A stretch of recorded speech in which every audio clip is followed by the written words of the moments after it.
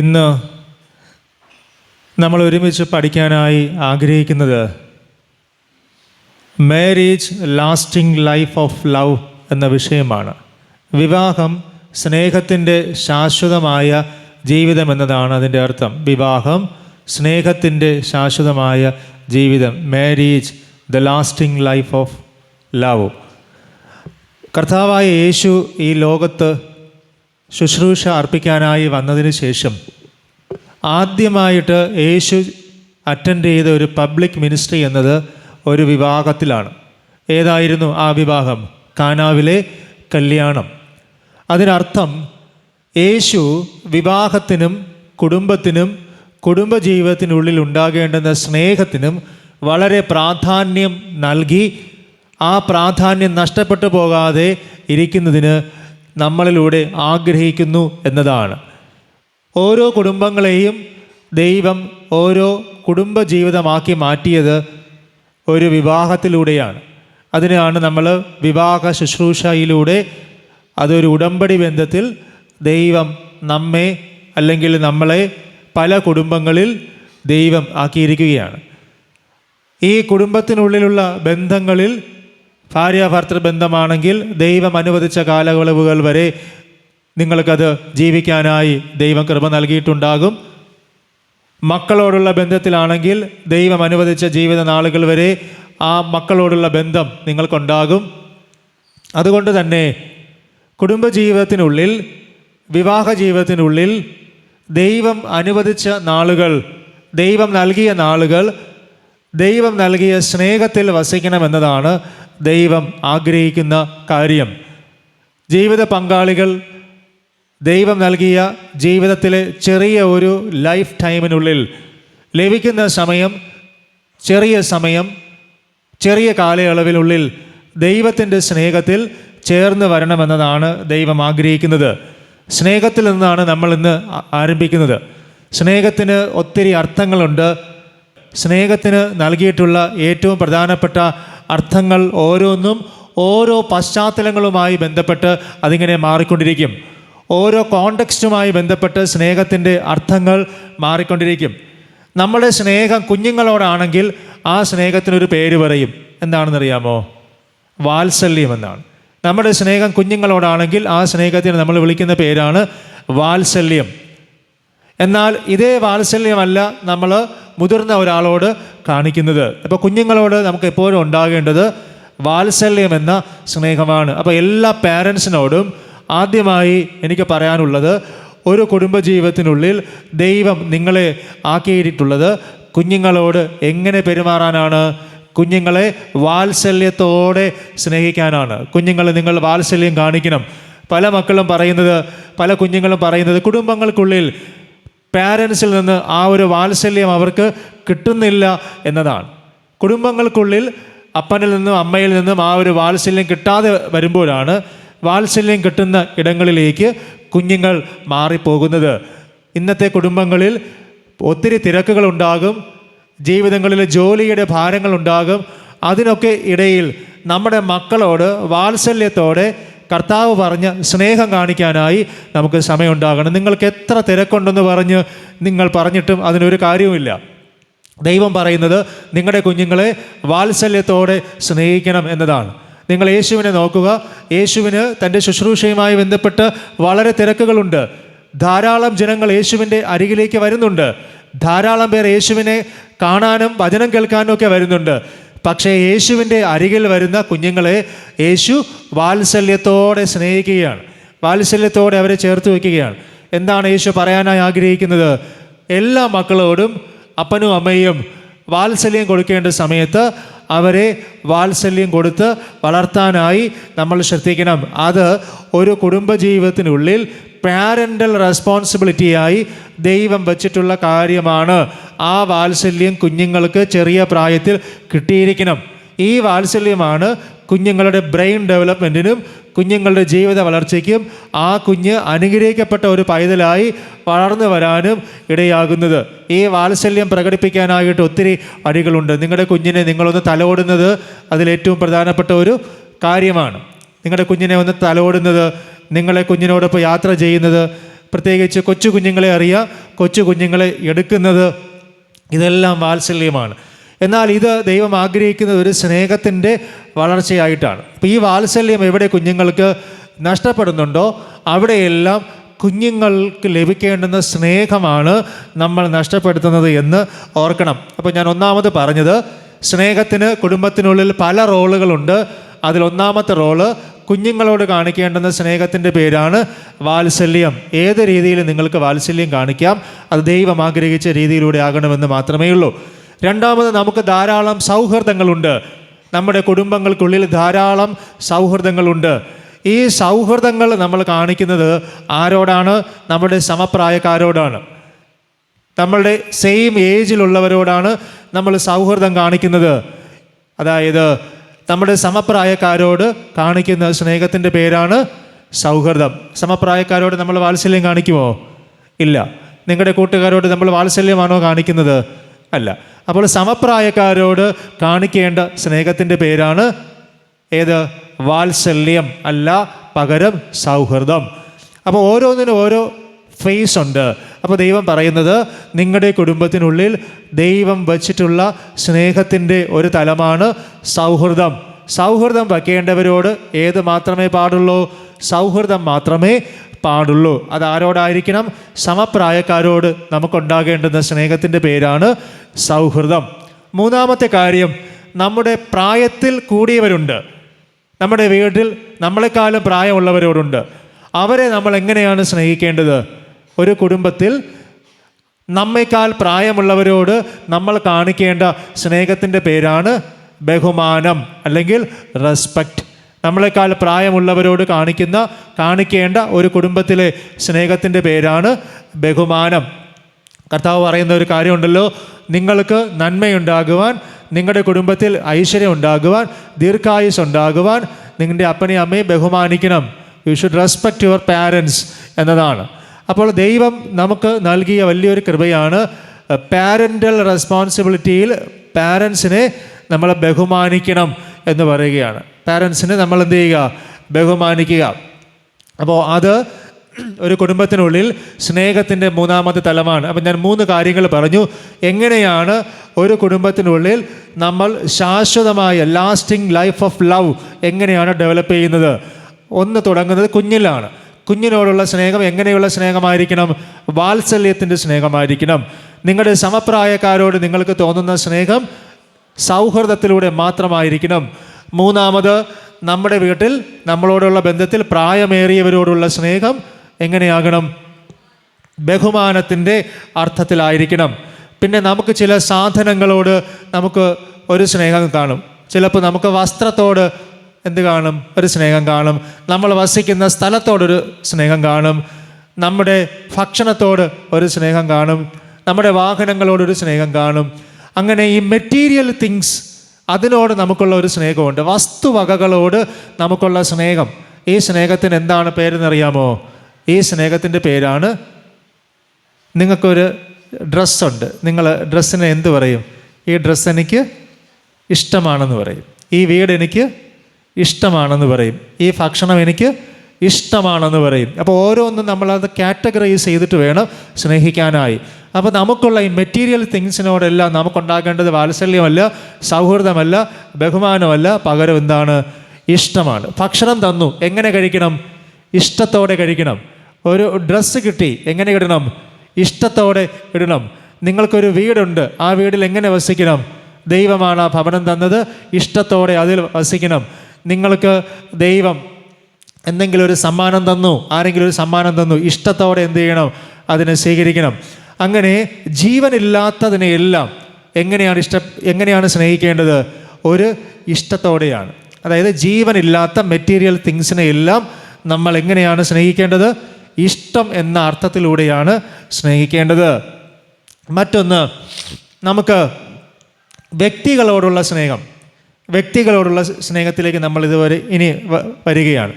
മക്കളോടുള്ള സ്നേഹം പറഞ്ഞു, രണ്ടാമത് സമപ്രായക്കാർ പറഞ്ഞു, പ്രായമേറിയവർ പറഞ്ഞു, മെറ്റീരിയൽ തിങ്സ് പറഞ്ഞു. ഇനി വളരെ പ്രധാനപ്പെട്ട ഒന്നാണ് ഏതിനുള്ളിലെ സ്നേഹം?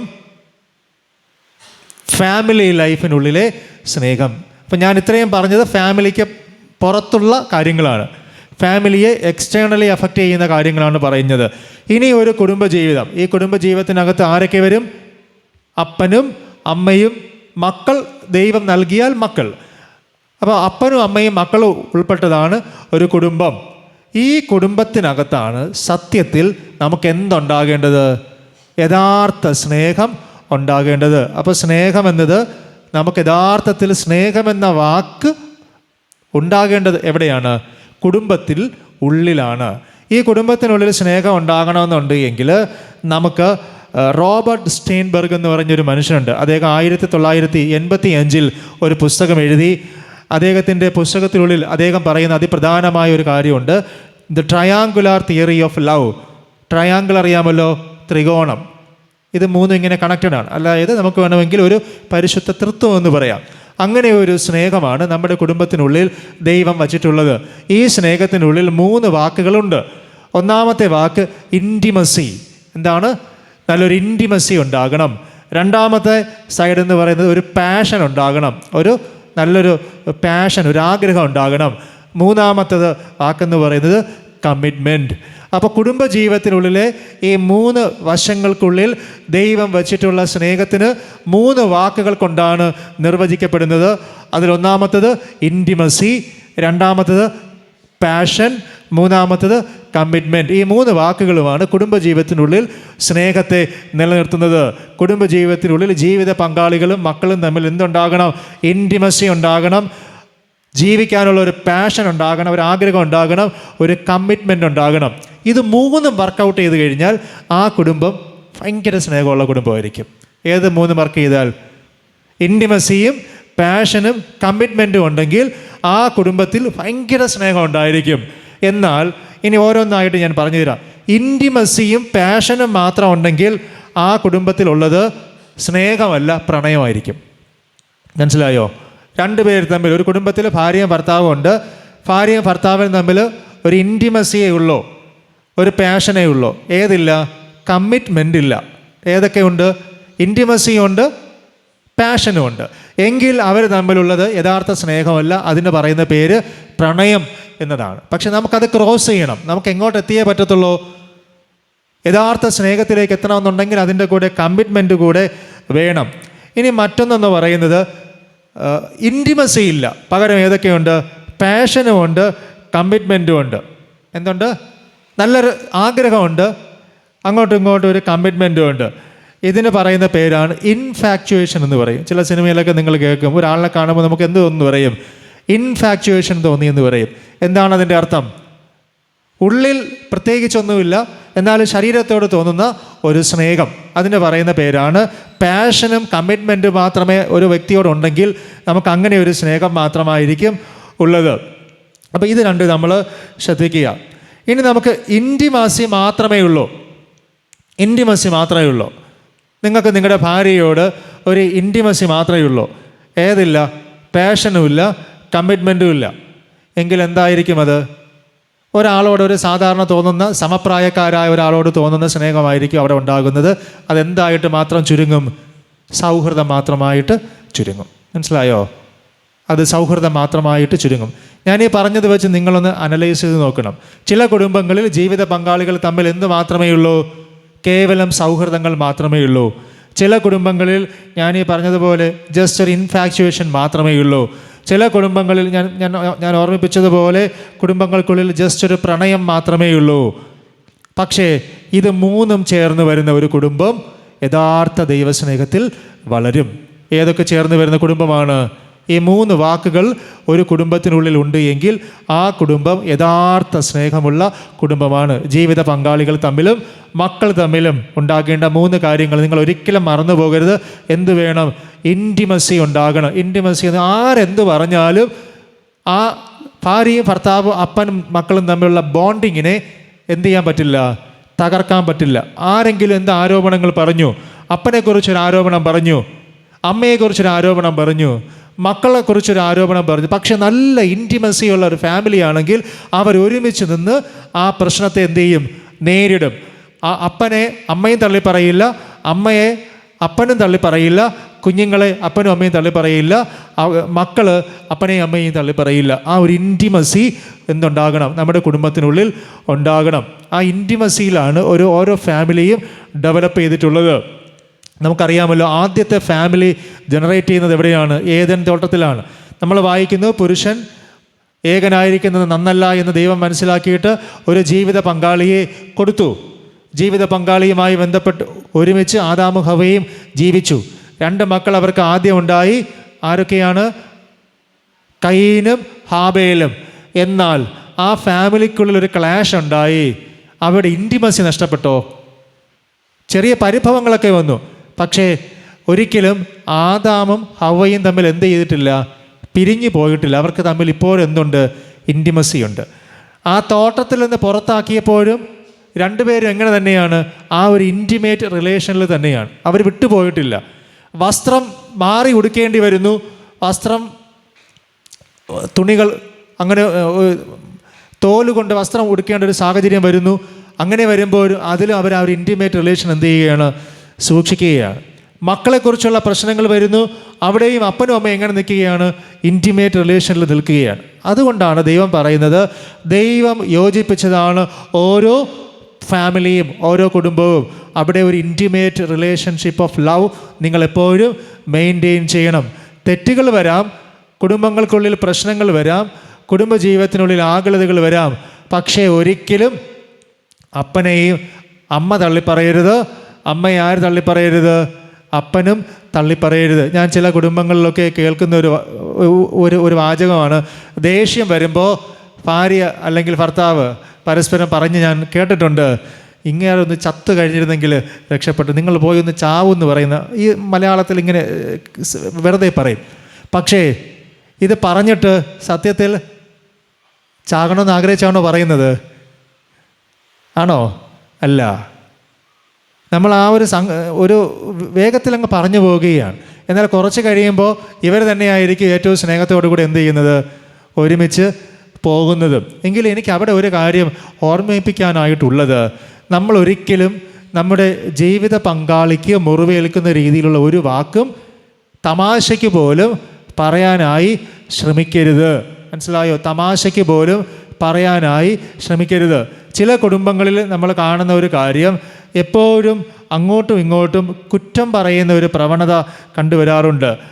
അന്യോന്യം കുറ്റം പറയും. ഭാര്യ ഭർത്താവിനെ കുറിച്ച് കുറ്റം പറയും, ഭർത്താവ് ഭാര്യയെക്കുറിച്ച് കുറ്റം പറയും. ദൈവം ആഗ്രഹിക്കുന്നത് നല്ലൊരു ഇൻറ്റിമേറ്റ് ലവ് ഉണ്ടെങ്കിൽ, ഭാര്യയ്ക്കൊരു തെറ്റുണ്ടെങ്കിൽ ഭർത്താവ് അതിനെ എന്ത് ചെയ്തു കൊടുക്കും? പുറത്ത് കാണിക്കാതെ അതിനെ പൊതിയും, പബ്ലിക്കാക്കത്തില്ല. ഭർത്താവിനൊരു പ്രശ്നമുണ്ട്, നല്ല ഇൻറ്റിമേറ്റ് ലവ് ആണെങ്കിൽ ഭാര്യ എന്ത് ചെയ്യും? നാട്ടുകാർ ചോദിച്ചാലും പറയും, എൻ്റെ ചേട്ടൻ നല്ല ചേട്ടനാണ് എന്നേ പറയുകയുള്ളൂ.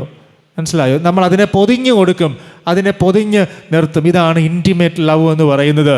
എന്നാൽ ആരോപണം ഉന്നയിക്കാനായിട്ട് ഭാര്യയോട് പറയുന്നതും ഭർത്താവിനെതിരെ ആരോപണം ഉന്നയിക്കാനും എല്ലാം നമ്മളെ കൊണ്ടുപോയി എത്തിക്കുന്നത് ആരാണെന്ന് കൂടി നമ്മൾ മനസ്സിലാക്കണം. വെളിപാട് പുസ്തകം 12-ാം അധ്യായം അതിൻ്റെ 10-ാമത്തെ വാക്യം ഞാൻ വായിക്കുന്നു. വെളിപാട് പുസ്തകം 12-ാം അധ്യായം 10-ാമത്തെ വാക്യം, നമ്മുടെ സഹോദരന്മാരെ രാപ്പകൽ ദൈവസന്നിധിയിൽ കുറ്റം ചുമത്തുന്ന അപവാദിയെ തള്ളിയിട്ട് കളഞ്ഞുവല്ലോ.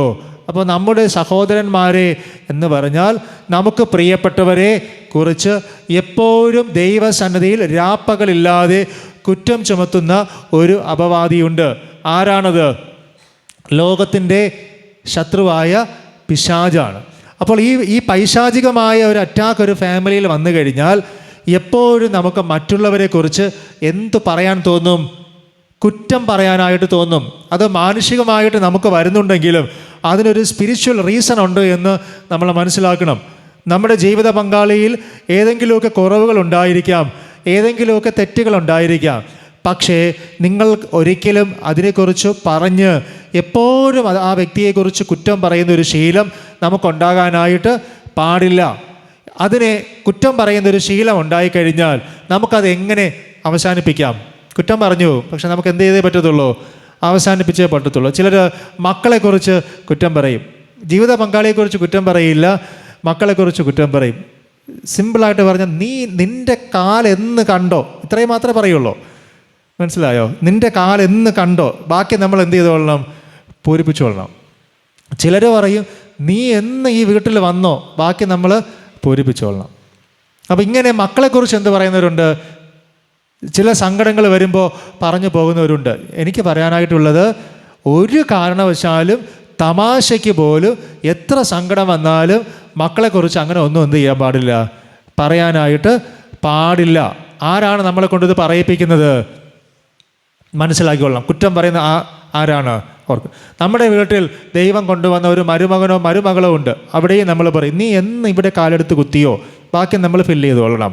ആരാണ് പറയിപ്പിക്കുന്നത്? മനസ്സിലായി? നമ്മുടെ പ്രിയപ്പെട്ടവരെക്കുറിച്ച് എപ്പോഴും കുറ്റം മാത്രം പറയാനായിട്ട് നമ്മളെ പ്രേരിപ്പിക്കുന്ന ഒരു അരൂപിയുണ്ട്. നമ്മളൊരു വീട്ടിൽ വന്ന് താമസിച്ചു, അപ്പോൾ നമ്മൾ പറയും എന്ന് ഈ വീട്ടിൽ കാലെടുത്ത് വെച്ചോ, ബാക്കിയൊന്നും പറയില്ല. എന്ന് ഈ വീട്ടിൽ വന്ന് കയറിയോ അന്ന് മുതൽ. അപ്പോൾ നമ്മളവിടെ എന്താണ് പറയുന്നത്? നമുക്ക് ദൈവം തന്ന ഒരു വീടിനെ നമ്മൾ എന്ത് പറയുകയാണ്? കുറ്റം പറയുകയാണ്. ദൈവം നമുക്കൊരു ജോലി തന്നു, അപ്പോൾ പറയും ഈ ജോലി ഇല്ലാതിരുന്നെങ്കിൽ ഒരു കുഴപ്പമില്ലായിരുന്നു, എന്ന് ഞാൻ ഈ ജോലിക്ക് കയറിയോ. മനസ്സിലായി? കിട്ടിയ എല്ലാ അനുഗ്രഹങ്ങളുടെയും ബാക്കിയായിട്ട് ഒരു കുറ്റം നമുക്ക് എന്ത് ചെയ്യും? ഇങ്ങനെ വന്നുകൊണ്ടിരിക്കും. എല്ലാ ബ്ലെസ്സിങ്സും നമുക്ക് കിട്ടും, നമുക്ക് പറയും അതിനോട് ചേർന്ന് ഒരു കുറ്റവും കൂടി നമ്മളെ കൊണ്ട് പറയിപ്പിക്കും. അങ്ങനെ കുറ്റം പറയിപ്പിക്കുന്നതിന് പിന്നിൽ ആരാണ് എന്ന് നമ്മൾ മനസ്സിലാക്കണം. കുറ്റം പറഞ്ഞു കഴിഞ്ഞാൽ നമുക്കുള്ള ഇൻറ്റിമേറ്റ് ലവ് എന്ത് ചെയ്യും? കുറഞ്ഞു പോകും. ഇപ്പം നിങ്ങൾ ഞാനും തമ്മിലൊരു ബന്ധമുണ്ട്. അപ്പം ഞാൻ നിങ്ങളെക്കുറിച്ച് എന്നും കുറ്റം പറഞ്ഞുകൊണ്ടിരിക്കുകയാണ്. അപ്പോൾ ഞാനും നിങ്ങളും തമ്മിലുള്ള ഇൻറ്റിമേറ്റ് ലവ് കൂടുമോ കുറയുമോ? കുറയും. നിങ്ങൾ എന്നെക്കുറിച്ച് കുറ്റം പറയുകയാണ്, ഞാനും നിങ്ങളും തമ്മിലുള്ള ഇൻറ്റിമേറ്റ് ലവ് എന്ത് ചെയ്യും? കുറയും. ഇതേ കാര്യം തന്നെ നിങ്ങളുടെ കുടുംബത്തിനുള്ളിൽ പറഞ്ഞാൽ ഇതിനേക്കാളും പ്രശ്നമില്ലേ? അതുകൊണ്ടാണ് പറയുന്നത്, ദൈവം നിങ്ങൾക്ക് നൽകിയ ഒരു നന്മയെക്കുറിച്ചും ഒരിക്കലും കുറ്റം പറയാനായി ഒരു ശത്രുവിന് നിങ്ങൾ അവസരമൊരുക്കി കൊടുക്കരുത്. നിങ്ങളുടെ ജീവിത പങ്കാളിയെക്കുറിച്ചും നിങ്ങളെക്കുറിച്ചും നിങ്ങളുടെ പാരൻസിനെക്കുറിച്ചും നിങ്ങളുടെ കുഞ്ഞുങ്ങളെക്കുറിച്ചും ജോലിയെക്കുറിച്ചും വാഹനങ്ങളെക്കുറിച്ചും വീടിനെക്കുറിച്ചും ഒരു കാര്യത്തെക്കുറിച്ചും കുറ്റം പറഞ്ഞ് ദൈവത്തോടുള്ള ഇൻറ്റിമേറ്റ് ലവിൽ നിന്ന് നിങ്ങൾ ഒരിക്കലും അകന്നു പോകാതിരിക്കാനായി ശ്രദ്ധിക്കണം. ഇനി അങ്ങനെ നിങ്ങൾ കുറ്റം പറയാനായിട്ട് സാധ്യത ഉണ്ട് എങ്കിൽ എങ്ങനെ നിങ്ങൾക്ക് രക്ഷപ്പെടാം? 2 കാര്യങ്ങൾ ഞാൻ പറഞ്ഞു തരാം. വെളിപാട് പുസ്തകം 12-ാം അധ്യായം 11-ാമത്തെ വാക്യം. കർത്താവ് പറയുന്നു, ദൈവത്തിൻ്റെ മക്കളെക്കുറിച്ച് രാപ്പകൽ ദൈവത്തിൻ്റെ സന്നിധിയിൽ കുറ്റം പറയുന്ന അപവാദിയെ അവിടെ നിന്ന് തള്ളിയിട്ടു. എങ്ങനെയാണ് തള്ളിയിട്ടത്? 1-ാമത്തെ കാര്യം, അവർ കുഞ്ഞാടിൻ്റെ രക്തത്താലും 2 തങ്ങളുടെ സാക്ഷ്യത്തിൻ്റെ വചനത്താലുമാണ് അതിനെ ജയിച്ചത്. അങ്ങനെയെങ്കിൽ നമ്മുടെ കുടുംബങ്ങൾക്കുള്ളിൽ ഒരു ഇൻറ്റിമേറ്റ് ലവ് ഉണ്ടാകണമെങ്കിൽ 2 കാര്യങ്ങൾ നമ്മൾ നിർബന്ധമായും ചെയ്തിരിക്കണം. 1-ാമത്തെ കാര്യമെന്ന് പറയുന്നത് കുഞ്ഞാടിൻ്റെ രക്തം. ഏതാണ് കുഞ്ഞാടിൻ്റെ രക്തം? ഏതാണ് കുഞ്ഞാടിൻ്റെ രക്തം? ദൈവസന്നിധിയിൽ നമ്മൾ സ്വീകരിക്കുന്ന കർത്താവിൻ്റെ ശരീരത്തിൻ്റെ രക്തം. അത് നിങ്ങളുടെ ജീവിതത്തിൽ മറ്റൊരാളെക്കുറിച്ച് ദൈവം നൽകിയ നന്മയെക്കുറിച്ച് ഇൻറ്റിമേറ്റ് ലവിൽ നിന്ന് അകന്നു പോകാതെ കുറ്റം പറയാത്ത രീതിയിൽ നിങ്ങളെ മാറ്റിക്കളയും, നിങ്ങളെ നല്ല ദൈവമക്കളാക്കി മാറ്റും. 2-ാമത് സാക്ഷ്യത്തിൻ്റെ വചനം. നമ്മൾ പഠിക്കുന്ന എന്താണ്? വചനം. ഈ വചനമാണ് കൃപയും സത്യവും നമ്മുടെ നിറഞ്ഞവനായി നമ്മുടെ ഇടയിൽ പാർത്തു. ഈ വചനം ജഡം സ്വീകരിച്ചു. ഈ വചനമാണ് നമ്മൾ ഒരു ചെറിയ അപ്പത്തിലൂടെ സ്വീകരിക്കുന്നത്. മനസ്സിലായോ? ആകുന്നുണ്ടോ ഇല്ലയോ? ഉണ്ട്.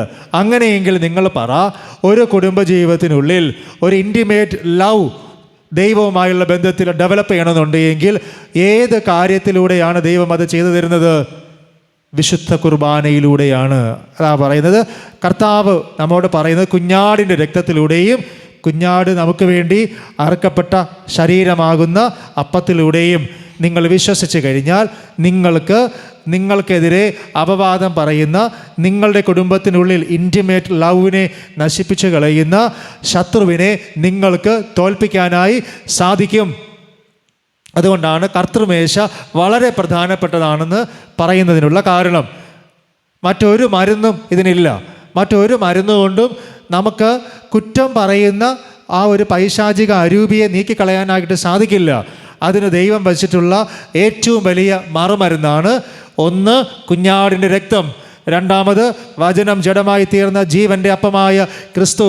ഇതിനെ നമ്മൾ സ്വീകരിച്ചു കഴിഞ്ഞാൽ നമുക്കൊരു കാര്യം ഒഴിവാക്കാം, ഇൻറ്റിമേറ്റ് ലവിൽ സ്വീകരിക്കാം. ദൈവം നൽകിയ നന്മകളെ, കുടുംബജീവിതത്തിനുള്ളിൽ ദൈവം ഒരുക്കിയ അനുഗ്രഹങ്ങളെ വിലമതിച്ച് കാണാനായും ദൈവം നമ്മളെ സഹായിക്കും. പരസ്പരം കുറ്റം പറഞ്ഞും പരസ്പരം കുറവുകൾ കണ്ടുപിടിച്ചും കുടുംബജീവിതത്തിനുള്ളിലുള്ള ഇൻറ്റിമസി നഷ്ടപ്പെടുത്തി കുടുംബജീവിതത്തിലുള്ള ദൈവിക അനുഗ്രഹത്തിൻ്റെ വർധനവിനെ തടയുന്ന ബന്ധനങ്ങളിൽ നിന്ന് നമുക്ക് വിമോചനം കിട്ടുന്നതിന് വേണ്ടി ദൈവം വച്ചിട്ടുള്ള സ്വർഗീയമായ ഭോജ്യമാണ് കർത്താവായ യേശുക്രിസ്തു വെളിപാട് പുസ്തകത്തിൽ വെളിപാടിലൂടെ യോഹന്നാന് നൽകി സ്വർഗത്തിൻ്റെ അനുഭവത്തിലൂടെ യോഹന്നാൻ നമ്മളോട് പങ്കുവയ്ക്കുന്ന കുഞ്ഞാടിൻ്റെ രക്തവും നുറുക്കപ്പെട്ട കർത്താവിൻ്റെ ശരീരമാകുന്ന അപ്പവും. അപ്പം നിങ്ങൾ നമ്മുടെ ഫാമിലി ലൈഫിൽ ഏറ്റവും പ്രധാനപ്പെട്ട കാര്യം ഏതാണ്? ഇൻറ്റിമസി ഉണ്ടാകണമെന്നുണ്ടെങ്കിൽ, ആരോപണങ്ങൾ കുറയണമെന്നുണ്ടെങ്കിൽ നമ്മൾ വളരെ പ്രാധാന്യത്തോടു കൂടി ഏത് സ്വീകരിക്കണം? കർത്താവിൻ്റെ ശരീരവും കർത്താവിൻ്റെ രക്തവും സ്വീകരിക്കണം. നമ്മൾ മാസത്തിൽ ഇപ്പോൾ എല്ലാ ആഴ്ചയിലും ഞായറാഴ്ചകളിൽ കമ്മ്യൂണിയൻ കൊടുക്കുന്നുണ്ട്. അപ്പോൾ എന്നോട് ചിലരൊക്കെ പറയുന്നൊരു കാര്യം, ഞാനത് വളരെ പോസിറ്റീവായിട്ട് പറയുന്നൊരു കാര്യമാണ്, അച്ഛാ ഇപ്പോൾ പള്ളിയിൽ വന്നിട്ട് എല്ലാ ദിവസവും കമ്മ്യൂണിയൻ എടുത്തിട്ട് പോകുമ്പോൾ ഞങ്ങൾക്ക് വഴക്കുണ്ടാക്കാൻ തോന്നുന്നില്ല എന്നതാണ്. മനസ്സിലായോ? ഞങ്ങൾക്ക് വഴക്ക് കുറയ്ക്കാനായിട്ട് കഴിയുന്നുണ്ട്. ചിലർ പറയുന്നു ഞങ്ങൾക്കിപ്പോൾ പണ്ടത്തെ പോലെ കുറ്റം പറയാൻ പറ്റുന്നില്ല. മനസ്സിലായോ? കുറ്റം പറയുന്ന ആഗ്രഹമുണ്ട്, പക്ഷേ എന്ത് ചെയ്യുന്നില്ല? പറ്റുന്നില്ല. ആര് കൺട്രോൾ ചെയ്യുന്നു? ദൈവം നമ്മളെ നിയന്ത്രിക്കുകയാണ്. ഏതിലൂടെ? ശരീരരക്തങ്ങളിലൂടെ. അപ്പോൾ നമുക്ക് നല്ലൊരു ഇൻറ്റിമേറ്റ് ലവ് നമ്മുടെ ഫാമിലിക്കുള്ളിൽ ഉണ്ടാകണമെന്നുണ്ടെങ്കിൽ ദൈവം പറയുകയാണ്, ഞാൻ പറഞ്ഞ കർത്താവിൻ്റെ ശരീരരക്തങ്ങളെ എന്ത് ചെയ്യണം? സ്വീകരിക്കാനായുള്ളൊരു താല്പര്യം ഉണ്ടാകണം. പക്ഷേ ഇത് നല്ല രീതിയിൽ സ്വീകരിച്ച് ഫാമിലി ലൈഫിനുള്ളിൽ ഇൻറ്റിമേറ്റ് ലവ് പാരൻസുമായിട്ടും കുഞ്ഞുങ്ങളുമായിട്ടും ഉണ്ടാകാൻ സാധ്യത ഉണ്ട് എങ്കിൽ അതിനെ തടയാനായിട്ട് ആര് ശ്രമിക്കും? പിശാച് ശ്രമിക്കും. അവൻ പറയും, എന്തിനാണ് നീ ശരീരരക്തങ്ങൾ സ്വീകരിക്കേണ്ടത്? വല്ലപ്പോഴും സ്വീകരിച്ചാൽ പോരെ? എല്ലാ മാസവും സ്വീകരിക്കേണ്ട ആവശ്യമുണ്ടോ? എല്ലാ ആഴ്ചയും സ്വീകരിക്കേണ്ട ആവശ്യമുണ്ടോ? ഇതൊരു വെറും ചിലവല്ലേ എന്ന് പറഞ്ഞ് നമ്മളെ പതിയെ എങ്ങോട്ട് മാറ്റിക്കൊണ്ടുപോകും? പിന്നിലേക്ക് മാറ്റിക്കൊണ്ടുപോകും. കർത്താവ് പറയുന്നത്, നിങ്ങളുടെ ലൈഫിൽ ഇൻറ്റിമേറ്റായിട്ടുള്ള ദൈവസ്നേഹം ഇറങ്ങി വരുന്നതിനും ആരോപണങ്ങളിലൂടെ ദൈവസ്നേഹത്തിൽ നിന്ന് അകന്നു പോകാതിരിക്കാനും ദൈവം നിങ്ങൾക്ക് വേണ്ടി വച്ചിട്ടുള്ള ഏറ്റവും വലിയ ശക്തിയാണ് ഇത്. അത് നിങ്ങൾ എന്ത് ചെയ്യണം? അതിൻ്റേതായ വിലയോടുകൂടെ സ്വീകരിക്കണം. ഇനി ഞാൻ ഒരു കാര്യം കൂടെ പറയാം. യേശു ഇതാദ്യം ചെയ്തു കൊടുക്കുന്നത് എവിടെയാണ്? ഒരു വിവാഹ ഫംഗ്ഷനിലാണ്. ഏതാണ് ആ വിവാഹ ഫംഗ്ഷൻ? കാനാവിലെ വിവാഹ ഫംഗ്ഷനിൽ ആദ്യം കൊടുക്കുന്നത് കുഞ്ഞാടിൻ്റെ രക്തമാണ്. കുഞ്ഞാടിൻ്റെ രക്തം കൊടുത്ത് ആ കുടുംബജീവിതത്തെ യേശു കംപ്ലീറ്റ് ആയിട്ട് ഹീൽ ചെയ്തു. എന്നിട്ടാണ് ആ കുടുംബത്തെ വിടുന്നത്. നിങ്ങൾ നോക്കുക, അവിടെ വിവാഹ വിരുന്ന് നടക്കുകയാണ്. 7 ദിവസത്തോളം നീണ്ടു നിൽക്കുന്ന വിവാഹ വിരുന്ന് 3 ദിവസമായപ്പോൾ കംപ്ലീറ്റ് ആയിട്ട് തീരുകയാണ്. അവിടെ ഒരുക്കിയിരുന്ന കാര്യങ്ങളൊക്കെ സ്വാഭാവികമായിട്ടും അവിടെ എന്താണ് ഉണ്ടാകാനുള്ള സാധ്യതയുള്ളത്? ആരോപണങ്ങൾ ഉണ്ടാകാം. വിവാഹത്തിന് വിളിച്ച ആ കുടുംബത്തിനെതിരെ എന്തു പറയും? ആരോപണങ്ങൾ പറയും, അല്ലെങ്കിൽ കുറ്റം പറയിപ്പിക്കും. പക്ഷേ കുറ്റം പറയാനുള്ള സാഹചര്യത്തെ കുഞ്ഞാടിൻ്റെ രക്തം അവിടെ കൊടുത്തതിന് ശേഷം യേശു ആ വിവാഹത്തെ അനുഗ്രഹിച്ചിട്ട് അവിടെയുള്ള കുറവുകൾ വന്നു കുറ്റം പറയാനുള്ള സാഹചര്യത്തെ കംപ്ലീറ്റ് ആയിട്ട് മാറ്റിക്കഴിഞ്ഞു. അപ്പോൾ ആ കുടുംബജീവിതത്തിൽ യേശു നൽകിയത് എന്തായിരുന്നു? കംപ്ലീറ്റ് ആയിട്ടുള്ള ഒരു ഇൻറ്റിമേറ്റ് ലവ് ആണ്. ആ ഒരു ഇൻറ്റിമേറ്റ് ലവിലൂടെയാണ് നമ്മൾ കുടുംബജീവിതത്തിലേക്ക് നമ്മൾ മുന്നോട്ട് പോകേണ്ടത്. രണ്ടാമത്തെ കാര്യമെന്ന് പറയുന്നത് പാഷൻ. നമുക്കൊരാഗ്രഹം ഉണ്ടാകണം. എന്തിനോടാണ് കുടുംബജീവിതത്തിൽ നമുക്കൊരു ആഗ്രഹം ഉണ്ടാകേണ്ടത്? എന്താണ് നമ്മുടെ കുടുംബജീവിതത്തിലെ ആഗ്രഹം എന്ന് പറയുന്നത്? പലർക്കും പല ആഗ്രഹങ്ങളാണ്. എന്നാൽ കുടുംബജീവിതത്തിൽ ഒരു 10 വർഷമൊക്കെ കഴിഞ്ഞ ആൾക്കാരോട് നമ്മൾ ചോദിക്കും, എന്താണ് നിങ്ങളുടെ കുടുംബജീവിതത്തിലെ ആഗ്രഹം? ഞാൻ ഇടയ്ക്ക് ഒരു കൗൺസിലിങ്ങിൻ്റെ ക്ലാസ് എടുക്കാൻ പോയപ്പോൾ അവരോട് ചോദിച്ചു, 5 വർഷം 10 വർഷം 15 വർഷമൊക്കെ കുടുംബജീവിതം കഴിഞ്ഞ ആൾക്കാരുണ്ടായിരുന്നു. 5 വർഷം കഴിഞ്ഞവരോട് ചോദിച്ചു, എന്താണ് നിങ്ങളുടെ കുടുംബജീവിതത്തിലെ നിങ്ങളുടെ ആഗ്രഹം, നിങ്ങളുടെ പാഷൻ എന്താണ്? അവർ പറഞ്ഞു, ഞങ്ങൾക്കൊരു വീട് വയ്ക്കണം. അത്രയേ ഉള്ളൂ അവരുടെ ഒരു പാഷൻ. 10 വർഷം കഴിഞ്ഞവരോട് ചോദിച്ചു, എന്താണ് നിങ്ങളുടെ പാഷൻ? അവർ പറഞ്ഞു, ഞങ്ങൾക്ക് മക്കളെ പഠിപ്പിക്കണം, അവരെ നല്ല നിലയിലാക്കണം. ഞങ്ങൾക്ക് പഠിക്കാൻ പറ്റിയില്ല, അവരെങ്കിലും പഠിക്കട്ടെ. 10 വർഷം കഴിഞ്ഞവരുടെ പാഷൻ അതാണ്. 15 വർഷം കഴിഞ്ഞവരുണ്ട്. അവരോട് ചോദിച്ചു, എന്താണ് നിങ്ങളുടെ പാഷൻ? അവർ പറഞ്ഞു, കുറേ കടമുണ്ട്, എങ്ങനെയെങ്കിലും മരിക്കുന്നതിന് മുമ്പ് ഈ കടം തീർക്കണം. 25 വർഷമൊക്കെ കുടുംബജീവിതത്തിൽ പിന്നിട്ടവരുണ്ട്. അവരോട് ചോദിച്ചു, നിങ്ങളുടെ പാഷൻ എന്താണ്? അവർ പറഞ്ഞു എങ്ങനെയെങ്കിലും മക്കളെ കല്യാണം കഴിപ്പിച്ച് അയക്കണം, അല്ലെങ്കിൽ അവരെ കുടുംബമാക്കണം. ഇതാണ് പാഷൻ. ഞാൻ അവരോട് ചോദിച്ചു, മറ്റുള്ളവരെക്കുറിച്ചുള്ള പാഷനല്ല ഞാൻ ചോദിച്ചത്, നിങ്ങളുടെ കുടുംബത്തെ ജീവിതത്തെക്കുറിച്ച് നിങ്ങൾക്കുള്ള പാഷൻ എന്താണ്? നിങ്ങളുടെ കുടുംബത്തിനുള്ളിൽ നിങ്ങളുടെ ആഗ്രഹം എന്താണ്? എന്താണ് നിങ്ങളുടെ ആഗ്രഹം? ആർക്കും അതറിയില്ല. ഭാര്യയുടെ ആഗ്രഹം ആർക്കറിയില്ല? ഭർത്താവിനറിയില്ല. ഭർത്താവിൻ്റെ ആഗ്രഹം ഭാര്യയ്ക്കും അറിയില്ല. മക്കളുടെ ആഗ്രഹം അപ്പനും അമ്മയ്ക്കും അറിയില്ല. ആർക്കും പാഷൻ, ആഗ്രഹം അറിയാം, പക്ഷേ എങ്ങനെയുള്ള ആഗ്രഹമാണ് വേണ്ടതെന്നുള്ളത് അറിയില്ല. എങ്ങനെയുള്ള ആഗ്രഹമാണ് വേണ്ടതെന്ന് അറിയത്തില്ല. അപ്പോൾ എനിക്ക് നിങ്ങളോട് പറയാനുള്ളത്, നമ്മുടെ കുടുംബജീവിതങ്ങൾക്കുള്ളിൽ ഒരുപക്ഷെ ദൈവം അനുവദിച്ച ജീവിത കാലയളവ് മാത്രമേ നമുക്ക് ഒരുമിച്ച് ജീവിക്കാൻ പറ്റുമായിരിക്കൂ. ആ കുടുംബത്തിനുള്ളിൽ അപ്പൻ, അമ്മ, മക്കൾ, ദൈവം അനുവദിച്ചവരൊക്കെ കാണും. ഓരോരുത്തർക്കും ഓരോ പാഷൻ ഉണ്ടാകണം. ഓരോരുത്തർക്കും ഓരോ പാഷൻ ഉണ്ടാകണം. മറ്റുള്ളവരുടെ ആഗ്രഹങ്ങളെ സാധിപ്പിക്കാൻ വേണ്ടി ആകരുത് നമ്മുടെ ജീവിതം എന്ന് പറയുന്നത്. നമുക്ക് നമ്മുടേതായ ഒരു പാഷൻ ഉണ്ടാകണം. നമുക്ക് നമ്മുടേതായ ഒരു ആഗ്രഹം ഉണ്ടാകണം. എപ്പോഴും മക്കൾക്ക് വേണ്ടിയും കുടുംബാംഗങ്ങൾക്ക് വേണ്ടിയും മാത്രമാകരുത് നമ്മുടെ ആഗ്രഹം. വീട് വയ്ക്കാനും മക്കളെ പഠിപ്പിക്കാനും മക്കളെ വിവാഹം കഴിച്ച് അയപ്പിക്കുന്നത് മാത്രമല്ല ഒരു കുടുംബജീവിതത്തിനുള്ളിൽ മാതാപിതാക്കൾക്കുണ്ടാകേണ്ടുന്ന ആഗ്രഹം. ഈ ആഗ്രഹങ്ങൾക്കിടയിൽ അപ്പനും അമ്മയും ഉണ്ടെങ്കിൽ അവർ ജീവിച്ച് എന്തായി എന്ന് നിങ്ങളൊന്ന് ചിന്തിച്ചു നോക്കണം. അപ്പനും അമ്മയും തമ്മിലുള്ള ബന്ധം എന്താണ് നിങ്ങളൊന്ന് ചിന്തിക്കുക. എനിക്ക് പല ഫാമിലിയും അറിയാം. ഞാനത് പറയുന്നത് നിങ്ങൾക്ക് നെഗറ്റീവായിട്ടൊന്നും തോന്നണ്ട. കല്യാണം കഴിഞ്ഞ് ഒരു മുറിയിലാണ് സാധാരണ ഒരു പുരുഷന് ഒരു സ്ത്രീ എന്ത് ചെയ്യേണ്ടത്?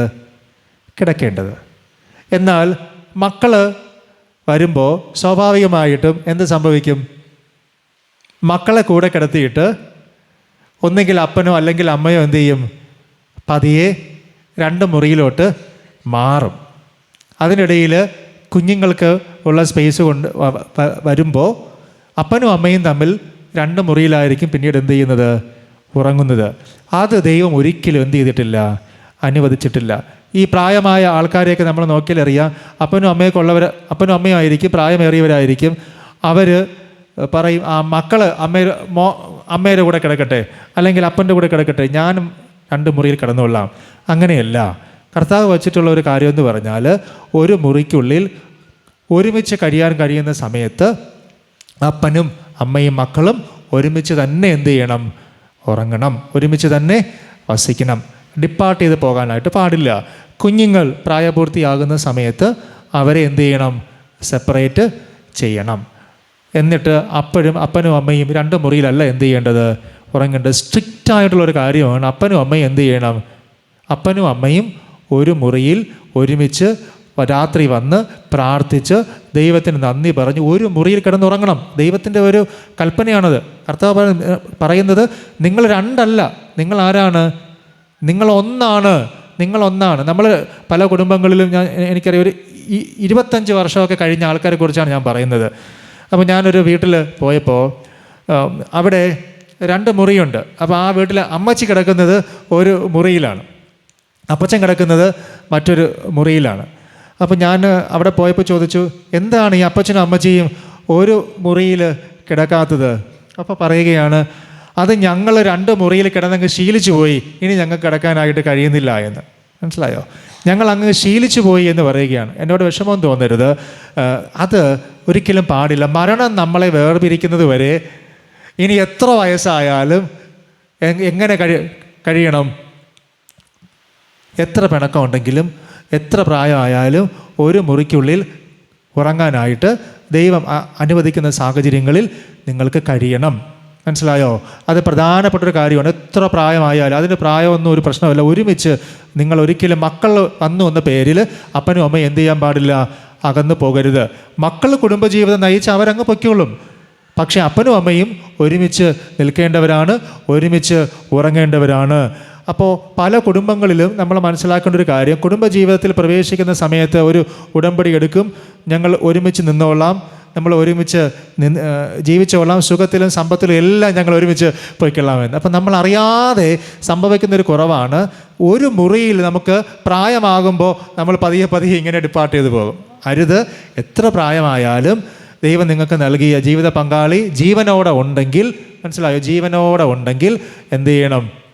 ഒരുമിച്ച് തന്നെ വസിക്കണം. മനസ്സിലായോ? കുറച്ച് കാലം മാത്രമേ ഉള്ളൂ, അത്രയും കാലം നമ്മൾ എന്ത് ചെയ്യണം? ഒരുമിച്ച് തന്നെ വസിക്കണം. ഇനി രണ്ടാമത്തെ കാര്യം അതുകൊണ്ട് ഞാൻ പറഞ്ഞു പോകാം. ജീവിതത്തിൽ ഒറ്റപ്പെട്ട് പോകുന്നവരുണ്ട്. ഒരുപക്ഷെ വിധവമാരാക്കപ്പെടുന്ന അമ്മമാരുണ്ട്.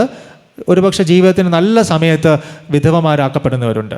രണ്ടാമത് ജീവിതത്തിൽ ജീവിത പങ്കാളി നഷ്ടപ്പെട്ടു പോയ പിതാക്കന്മാരുണ്ട്. ഇവർ രണ്ടുപേരുമുണ്ട്. ഇവർക്ക് ദൈവം പറഞ്ഞിട്ടുള്ള ക്രമം എന്താണ്?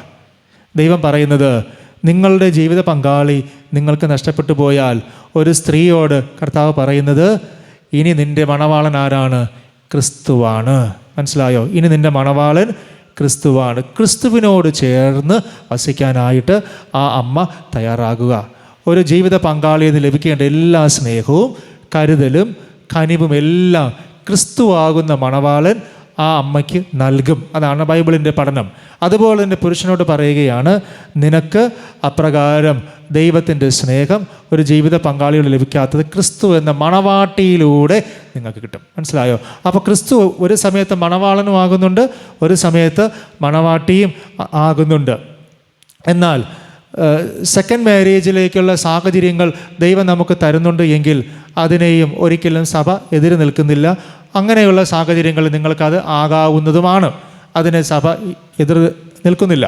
അപ്പോൾ നമ്മൾ മനസ്സിലാക്കേണ്ടുന്നൊരു കാര്യം, പ്രധാനമായിട്ട് കുടുംബജീവിതത്തിനുള്ളിൽ പ്രായമേറിയാലും അപ്പനും അമ്മയും തമ്മിൽ എന്ത് ചെയ്യണം? ഒരുമിച്ച് താമസിക്കണം. ചിലർക്ക് ഒറ്റയ്ക്ക് താമസിക്കാനായിട്ട് സാധിക്കില്ല. ചില വാർത്തകളൊക്കെ നിങ്ങൾ കേട്ടിരിക്കും.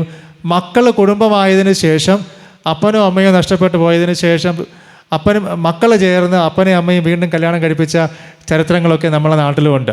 അങ്ങനെ ആകണമെന്നൊന്നുമല്ല ഞാൻ പറഞ്ഞത്. അപ്പോൾ അതിൻ്റെ അർത്ഥം എന്താണ്? പലർക്കും ഒറ്റയ്ക്ക് ജീവിക്കാനായിട്ട് കഴിയില്ല. ഒറ്റയ്ക്ക് ജീവിക്കാനായിട്ട് കഴിയാതെ വരുമ്പോൾ അങ്ങനെയുള്ള ഓൾട്ടർനേറ്റീവ്സ് പലരും എടുക്കാറുണ്ട്.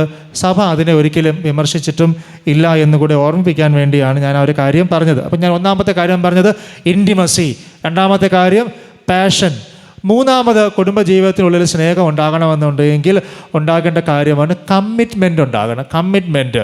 നമുക്കൊരു തെറ്റ് ചെയ്യാനായിട്ട് നമുക്ക് തോന്നുന്നു, പക്ഷേ നമ്മൾ ഓർക്കണം, നമുക്കൊരു ഭാര്യയുണ്ട്, ഈ തെറ്റ് എനിക്ക് ചെയ്യാനായിട്ട് കഴിയുകയില്ല. ഒരു തെറ്റ് ചെയ്യാനായിട്ട് തോന്നുമ്പോൾ ഓർക്കണം, എനിക്കൊരു ഭർത്താവുണ്ട്, അതുകൊണ്ട് എനിക്ക് തെറ്റ് ചെയ്യാനായിട്ട് കഴിയുന്നില്ല. ഈ ഒരു കമ്മിറ്റ്മെൻറ്റ് നമ്മുടെ കുടുംബങ്ങൾക്കുള്ളിൽ എപ്പോഴും ഉണ്ടായിരിക്കണം. കമ്മിറ്റ്മെൻറ്റ് എപ്പോഴും ഉണ്ടായിരിക്കണം. ഇന്ന് നമ്മൾ കാണുന്നത് പലയിടങ്ങളിലും ഭാര്യയും ഭർത്താക്കന്മാരും ഒരുമിച്ച് ജീവിച്ചതിന് ശേഷം കുറേ നാൾ കഴിഞ്ഞതിന് ശേഷം കുഞ്ഞിനെയും കൊടുത്തിട്ട് അല്ലെങ്കിൽ കുഞ്ഞിനെയും കൊണ്ട് മറ്റൊരാളോട് കൂടെ ഇറങ്ങിപ്പോകുന്നു. അവിടെ കുടുംബജീവിതത്തിനുള്ളിൽ എന്ത് നഷ്ടപ്പെട്ടത് കൊണ്ടാണ് സംഭവിക്കുന്നത്? കമ്മിറ്റ്മെൻറ്റ് ഇല്ലാതെ വരുന്നത് കൊണ്ടാണ്. കമ്മിറ്റ്മെൻറ്റ് ഇല്ലാതെ വരുമ്പോൾ പരസ്പരം നമ്മൾ ആ ഒരു കമ്മിറ്റ്മെൻറ്റിൽ നിന്ന് അകന്ന് പലരും സ്വന്തമായിട്ടുള്ളൊരു ജീവിത വഴിയിലേക്ക് പോകുന്നതാണ് നമ്മൾ കാണുന്നത്. അതുകൊണ്ട് നമ്മളെടുത്ത ഈ വിവാഹ ഉടമ്പടി ഒന്ന് നമ്മൾ ഓർക്കണം.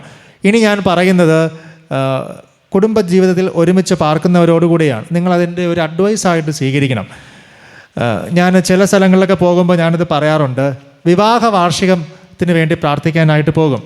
വിവാഹ വാർഷികത്തിന് വേണ്ടി പ്രാർത്ഥിക്കാനായിട്ട് പോകുമ്പോൾ ചില സ്ഥലങ്ങളിൽ ദൈവം അനുവദിച്ചു കഴിഞ്ഞാൽ ഞാൻ ചെയ്യുന്നൊരു കാര്യം, അവരെ കൊണ്ട് വിവാഹത്തിൻ്റെ ഉടമ്പടി അവിടെ നിർത്തി ഒന്നുകൂടെ പറയിപ്പിക്കും. മനസ്സിലായോ? ചിലരൊക്കെ 10 വർഷം കഴിഞ്ഞിട്ട് പറയും ഞങ്ങളുടെ വെഡ്ഡിങ് ആനിവേഴ്സറി ആണെന്ന് പറയും. അവരെ കൊണ്ട് അതൊന്നുകൂടെ പറയിപ്പിക്കും. എന്തിനു വേണ്ടിയെന്നറിയാമോ? ഓർക്കാൻ വേണ്ടിയാണ്. 25ാമത്തെ വിവാഹ വാർഷികം ആഘോഷിക്കും. അവരോട് പറയും നിങ്ങളതൊന്ന് ഓർത്ത് നോക്കണം. മനസ്സിലായോ? ഇനി ജീവിത പങ്കാളി നിങ്ങളിൽ നിന്ന് നഷ്ടപ്പെട്ടു പോയാൽ നിങ്ങൾ ചെയ്യേണ്ട ഒരു കാര്യം കൂടി എനിക്ക് പറയാനായിട്ടുണ്ട്.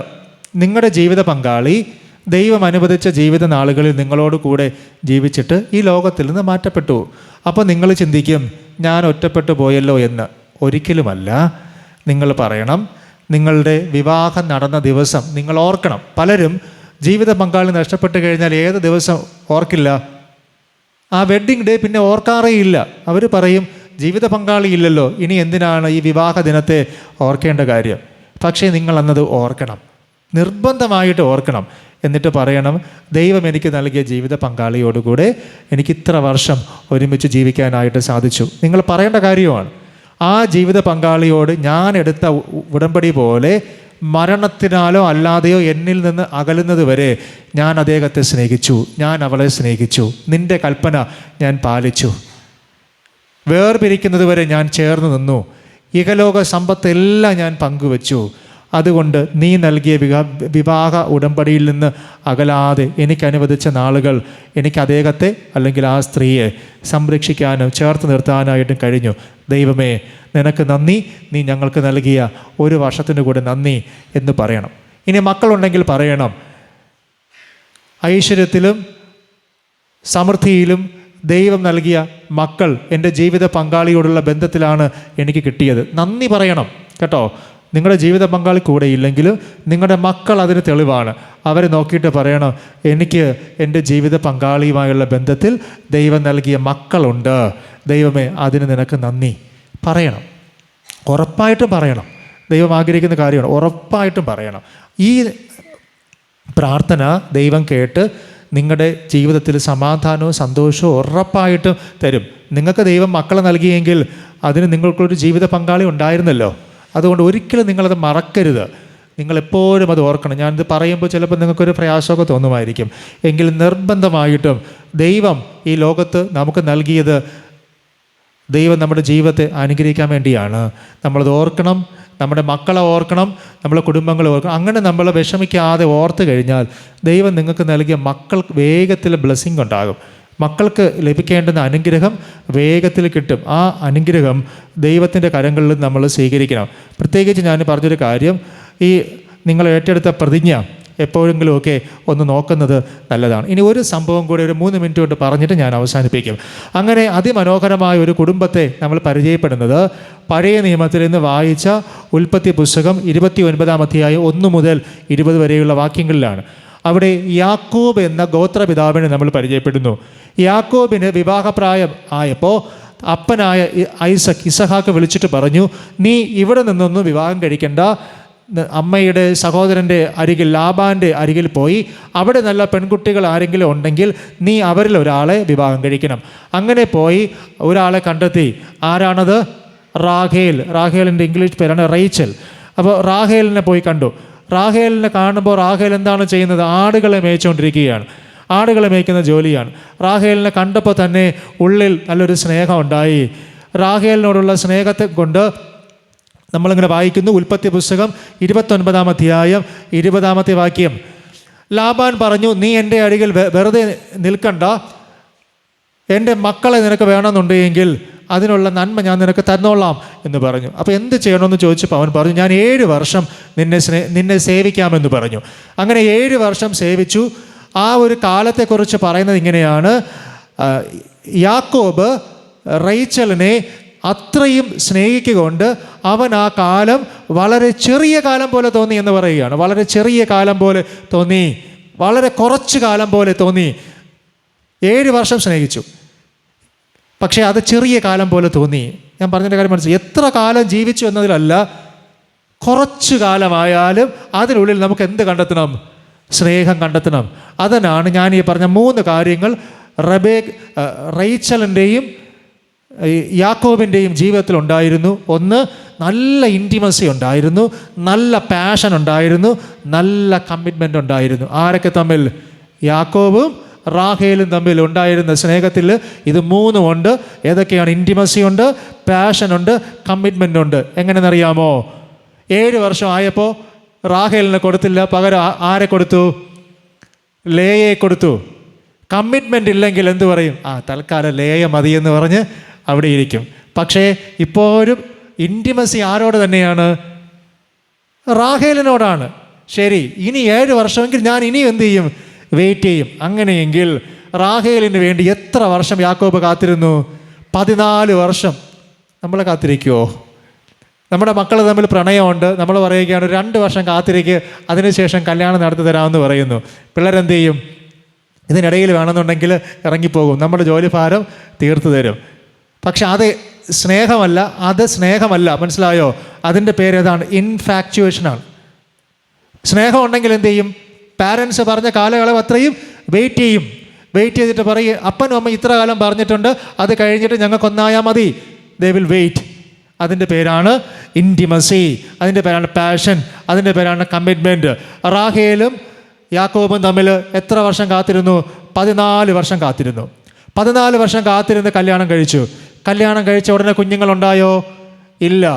ലേയ ഇതാ പറ 6 കുഞ്ഞുങ്ങളെ പ്രസവിച്ചു. റാഹേലിന് കുഞ്ഞുങ്ങളില്ല. സങ്കടമായി.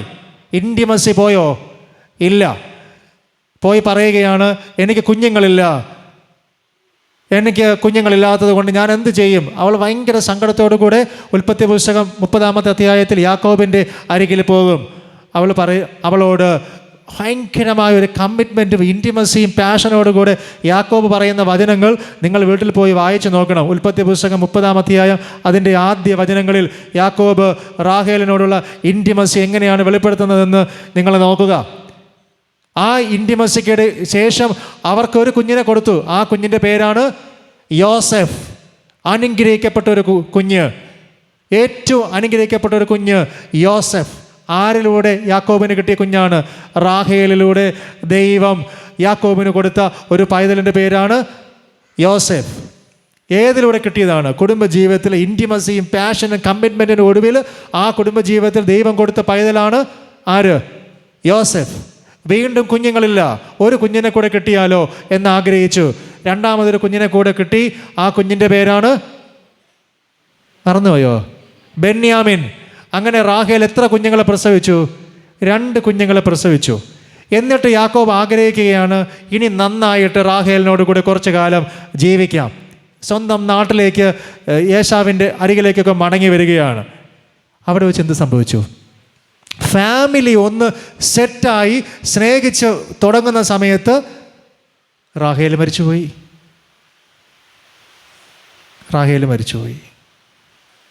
യാക്കോബ് എന്ത് ചെയ്തു? യാക്കോബിന് അപ്പോഴും ഇൻറ്റിമസിയുണ്ട്, പാഷനുണ്ട്, കമ്മിറ്റ്മെൻ്റ് ഉണ്ട്. ഇതാണ് ഒരു കുടുംബജീവിതം എന്ന് പറയുന്നത്. ആയുഷ്കാലം നമ്മളെല്ലാവരും എന്ത് ചെയ്യില്ല? ജീവനോടെ കാണില്ല. റാഹേൽ വിട്ടുപോയി. പക്ഷേ യാക്കോബ് ആ ഒരു സ്നേഹത്തിൽ, പാഷനിൽ, കമ്മിറ്റ്മെൻറ്റിൽ ഇപ്പോഴും റാഹേലിനോട് ചേർന്ന് നിൽക്കുകയാണ്. ആ ഒരു സ്നേഹം ഉണ്ട്.